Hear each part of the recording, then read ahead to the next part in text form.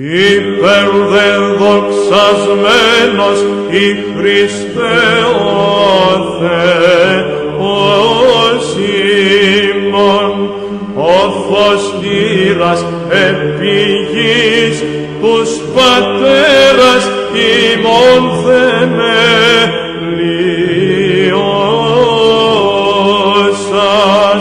και δι' αυτόν προς την αληθινήν πίστην πάντας ημάς οδηγήσας,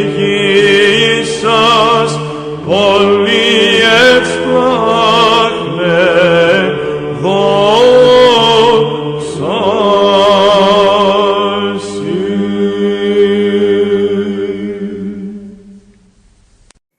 Good morning, children.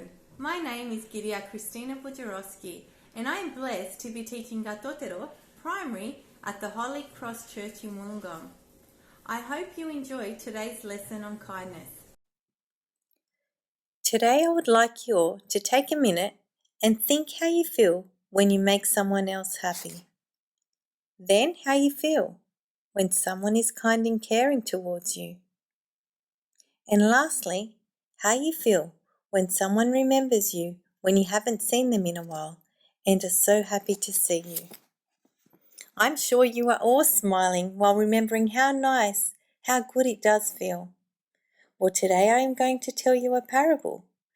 Parables are stories from the Bible told by Jesus, which usually symbolize something deeper and made important points that all people could learn from.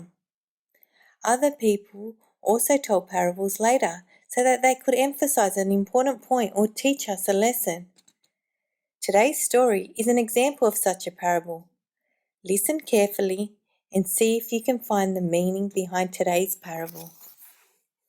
There was once a man who had 3 friends. 2 of these friends the man he especially loved and would do anything for them.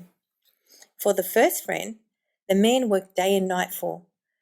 So the man was employed by his friend, and for many nights the man would go without having a break to even have some dinner.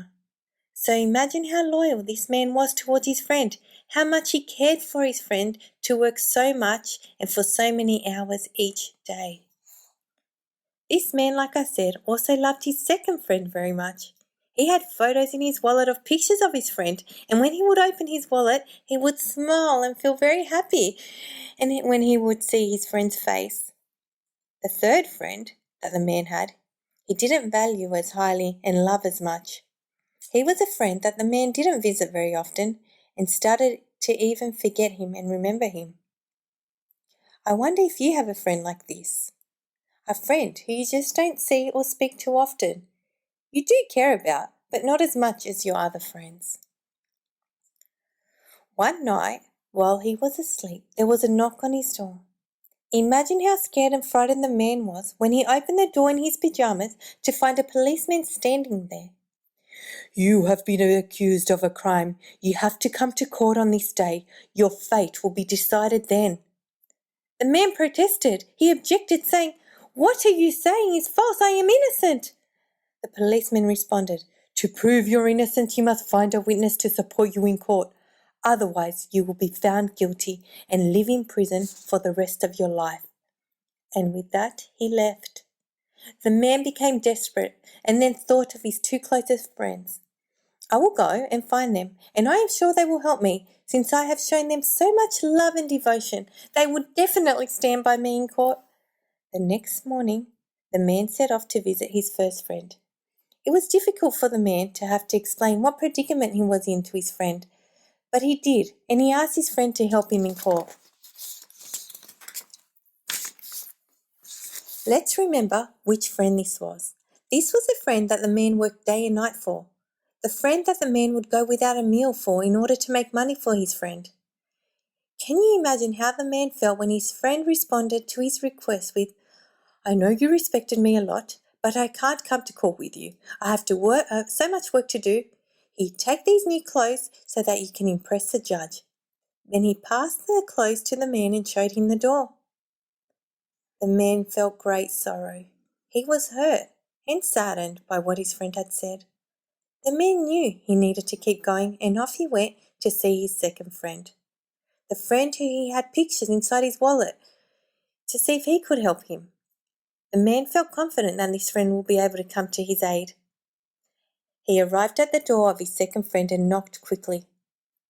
Once his friend opened the door, the man explained his problem and pleaded to his friend, saying, "Dearest friend, I am in great danger of losing my freedom unfairly. Tomorrow I must go to court. Are you able to please defend me at court?" What do you think his friend said to him? His friend replied back saying, "I am sorry, my friend, but I cannot attend. I have work to do. The only thing I can do is to take you to the court's front door. Then I must leave. I am sorry to see you in this state, but I cannot enter the courtroom with you and be your witness." So the two closest friends that the man had couldn't be there for him at court. What was the man to do? With his head hanging, the man left in deep grief. In his great hopelessness, he remembered his third friend. Do you remember which one? The one that he totally forgot for years. He felt embarrassed just thinking about approaching his friend, but he had nowhere else to go. Even as he made his way to his friend's house, he considered whether his friend would even accept him. With a lowered head, he knocked on the door. When the forgotten friend opened the door with joy, he said, "Oh, my friend, how are you? I have missed you. It has been so long since I have seen you. Are you okay? Wait, is something wrong? You look very upset and stressed." The accused man replied ashamed, "I am embarrassed to even look at you. I did not show you the same love and devotion as the other two, but I have been accused falsely and require help in court. Can you help me? I know I don't deserve your love the way I treated you, but..." The third friend jumped up and cut him off mid-sentence, saying, "What are you talking about? Why are you ashamed? I am always here for you. I will never forget or abandon you. Wait and see what I am going to say in your defense at court. Together we will free you from your charges." Imagine the gratitude of the man. Along came his third friend all the way to court with him and helped acquit him. He helped the charges be dropped. As mentioned at the start, every parable hides a truth. I am sure you are interested to find out what all this means. Well, the accused man in our story represents every human being, all of us. Each one of us has three friends. The first friend, who is loved by all people, is money. Everybody works hard to earn money. Some people work so much that they cannot attend church on a Sunday.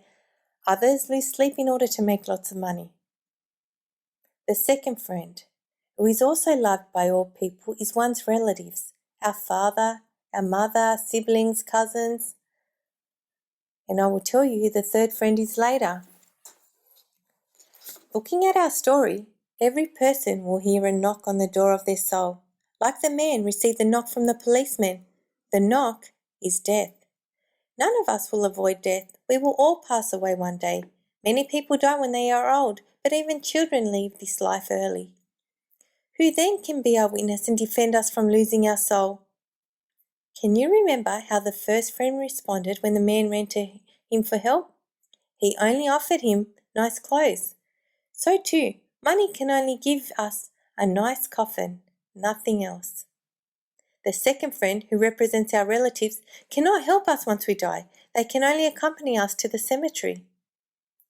Now, who is our third friend? Well, he represents our good works, our good deeds, our acts of charity follow us even after death. Only these can defend us in front of our heavenly court of God. Children, we must always try to do what is good. Helping a person, a kind word to a lonely classmate, visiting a friend in hospital. With even one good word, we can make a big difference and do a lot of good. Even now when we can't leave our homes, we can always pick up the phone and call someone so that they know someone is thinking of them. We can help our parents by doing jobs around their house. We have many opportunities to help others if we are willing to do so. Our love for our fellow man should accompany us through our whole life and even past death. This love is what will defend us before God and will assure our eternal happiness in heaven.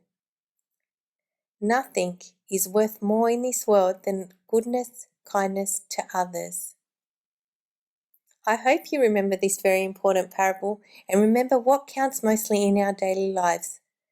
Not how hard we work or how much money we make or how many friends we have, but what we do for others. Take care, stay safe, and remember to complete the attached worksheet.